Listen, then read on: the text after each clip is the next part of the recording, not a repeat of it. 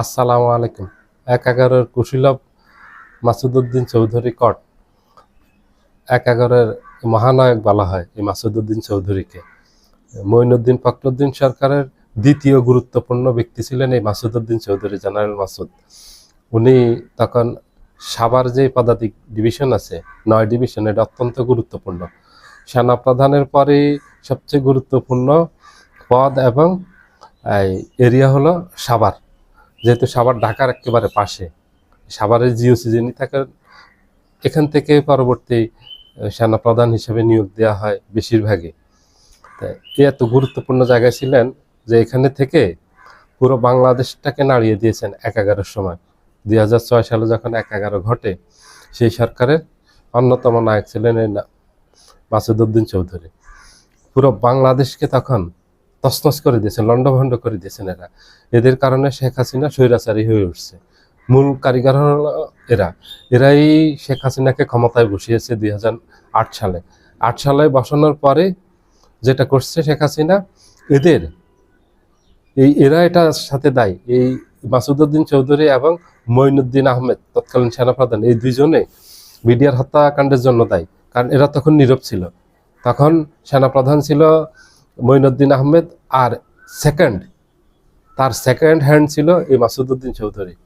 এই মাসুদউদ্দিন চৌধুরী একটা টুশব্দ করেন, এই যে ৫৭ সেনা কর্মকর্তাকে হত্যা করছে। আর যে ২ বছর ৬ থেকে ৮ সাল পর্যন্ত ক্ষমতায় ছিল, ক্ষমতাতে এই দুইজনের হাতে ছিল, এটা সারা বাংলাদেশ জানে। এবং তখন ব্যাপক অর্থনৈতিক লুটপাট করছে এই দুইজন। তাদের বিরুদ্ধে দুর্নীতির প্রচুর অভিযোগ আছে। যেহেতু তারা শেখ হাসিনাকে ক্ষমতায় বসিয়েছে, এই জন্য শেখ হাসিনা তাদের বিরুদ্ধে আর কোনো অ্যাকশন নেয়নি, তাদের বিরুদ্ধে কোনো ধরনের ব্যবস্থা নেয়নি, আইনি পদক্ষেপ নেয়নি। তারা যে দেশের এত সম্পদ লুট করলো এবং ২ বছর যে অন্যায়ভাবে এই দেশ শাসন করলো, এটার আইনি কোনো বৈধতা ছিল না। তারা যে কু করলো, এটাকে বৈধতা দিয়েছে শেখ হাসিনা তার ক্ষমতার বিনিময়ে, এবং সেটা ধর্ণা দিয়েছে ভারতের কাছে গিয়ে। ভারতের তৎকালীন এই প্রেসিডেন্ট প্রণব মুখার্জি এটা তার বইতে লিখেই গেছেন যে মঈনুদ্দিন আহমেদকে আশ্বস্ত করেছেন আওয়ামী লীগ যদি ক্ষমতায় আসে তাহলে তাদের বিরুদ্ধে কোনো ধরনের অ্যাকশন নেবে না, তারা তাদেরকে ইনডেমনিটি দিবে, ক্ষমা করে দিবে, তাদের বিরুদ্ধে আর কোনো ধরনের ব্যবস্থা নেওয়া হবে না। ঠিক সেই মোতাবেক এই দুইজন কাজ করছেন। এই ৩ জন মূল কুশীলব, একজন মঈনুদ্দিন ফখরুদ্দিন, এই মাসুদউদ্দিন, ৩ উদ্দিনে শেখ হাসিনাকে এনে ক্ষমতায় বসিয়েছেন। এবং ৬ সাল থেকে ৮ সাল পর্যন্ত এই ২ বছরে দেশটাকে একেবারে উলট পালট করে ছেড়ে দিয়েছেন। দেশের রাজনীতিবিদ, ভালো মন্দ যত মানুষ আছে প্রত্যেকের বিরুদ্ধে হয়রানিমূলক মামলা দিয়ে তাদেরকে মাসের পর মাস রিমান্ডে নেওয়া তৎকালীন সময়, এটা সবাই হয়েছে। বিএনপির সবচেয়ে বেশি ক্ষতিগ্রস্ত হয়েছে বিএনপি। আওয়ামী লীগের অনেক নেতাকে নিয়ে এই ডিজিএফআই এর সেলে নিয়ে এদেরকে অমানসিক টর্চার করা হয়েছে। এই যে ওবায়দুল কাদের অবস্থা তো খুব খারাপ করে ফেলছে। আওয়ামী লীগের প্রেসিডিয়াম সদস্য আবু সালেহ মোহাম্মদ নাসিমের অবস্থা খুব খারাপ করে ফেলছে। শেখ ফজলুল করিম সেলিমের অবস্থা খুব খারাপ করে ফেলছে। তাদের কাছ থেকে মুসলেকা নিয়েছে, তারা আর জীবন রাজনীতি করবে না। আওয়ামী লীগের এই ধরনের সিনিয়র অনেক নেতার কাছ থেকে তারা মুসলেকা নিয়েছে, এবং বিএনপির অনেক নেতার কাছ থেকে মুসলেকা নিয়েছে। বিভিন্ন রাজনৈতিক আরো বিভিন্ন দল থেকে গ্রেপ্তার করছে। যেহেতু আওয়ামী লীগ বিএনপি বড়, তাদের নেতাকর্মী বেশি ধরছে। তাদের কাছ থেকে চরম এত টর্চার করছে কল্পনাতে। এই যে তারেক জিয়ার যে মেরুদণ্ড ভেঙে দিয়েছে, কোমর ভেঙে দিয়েছে, এরাই, এদের টর্চারে এই মাসুদউদ্দিন চৌধুরী সেটার খলনায়ক। এই খলনায়ক আজকে ১/১১-এর খলনায়ক মাসুদউদ্দিন চৌধুরী আজকে গ্রেপ্তার হয়েছে। ওনার সম্পর্কে হয়তো এই প্রজন্মের যারা আছে ২৫-৩০ বছর বয়স, তারা হয়তো বলতে পারবে না, কারণ তারা তখন ছোট ছিল। আজকের থেকে ২০-২১ বছর আগের ঘটনা, তাদের মনে নাও থাকতে পারে।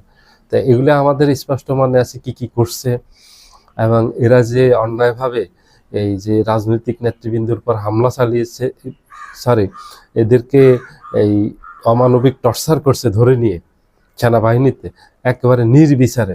তখন দেশের আইনের শাসন বলতে কিছু ছিল না, তখন সেনা শাসন ছিল। আর এই দুইজন যা বলতো তাই ঘটতো, তাই হতো। এবং তখন ব্যাপক জুলুম করা হয়েছে, একদম ভালো ভালো মানুষ ধরে নিয়েও মানুষের উপর অত্যাচার করা হয়েছে এবং তাদের থেকে শত শত কোটি টাকা আদায় করা হয়েছে। বড় বড় ব্যবসায়ীদেরকে জিম্মি করে ফেলছে, তাদের কাছ থেকে শত শত কোটি টাকা এরা দুইজন হাতিয়ে নিয়েছে। এই মঈনুদ্দিন আহমেদ এবং এই মাসুদউদ্দিন চৌধুরী, এরা দুইজনে কয়েক হাজার কোটি টাকার মালিক হয়েছে এরা। এদের এই যে মাসুদউদ্দিন চৌধুরীর বিদ্যুৎ কেন্দ্র আছে, বিদ্যুৎ কেন্দ্র দেওয়ার মতো ওর এত টাকা কোথার থেকে আসছে?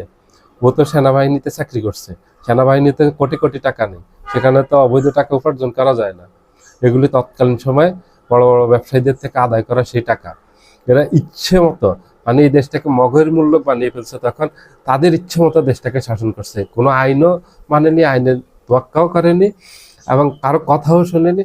তারা নিজেরা ইচ্ছা যেটা হয়েছে সেটাই করছে। তখন এরা, এদের ভয়ে পুরো দেশটা তটস্থ ছিল, কখন কাকে তুলে নিয়ে যায়, কখন কাকে তুলে নিয়ে এই ডিজিএফআইতে নিয়ে সেখানে টর্চার করে। এবং টর্চার যে করতো সেটা অমানবিক টর্চার। এই শেখ হাসিনা তাদের কাছ থেকে শিখছে আয়নাঘর বানানো এবং ডিজিএফআইকে ব্যবহার করে এই ক্ষমতা দীর্ঘায়িত করা এবং ডিজিএফআইকে দিয়ে মানুষ তুলে নেওয়া।